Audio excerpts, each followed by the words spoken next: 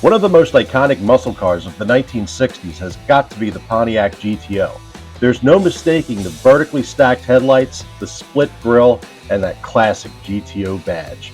Pontiac first debuted the GTO on September 3, 1963, as an optional package for the Pontiac Tempest. Introduced by a team of designers led by John DeLorean, the GTO was built on GM's A-body platform.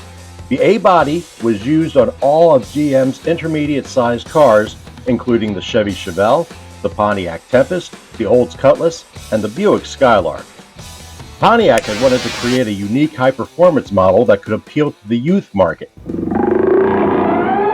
GTO. A market which then Vice President and General Manager of Ford Motor Company, Lee Iacocca, also had his sights set on. The GTO was fitted with a powerful 389 cubic inch V8, 4-speed manual transmission, dual exhaust, and upgraded wheels with red line tires. The result was one of the fastest American production cars of its time and is often credited with ushering in the muscle car era. GM's policy at the time limited the A-body cars to a maximum engine displacement of 330 cubic inches. The development team discovered a loophole in the policy that did not restrict offering of large engines as an option. So, the GTO became a performance option on the Pontiac Tempest until it became its own model in 1966. Pontiac sold 32,450 GTOs in 1964, which well exceeded the initial sales forecast of only 5,000 units.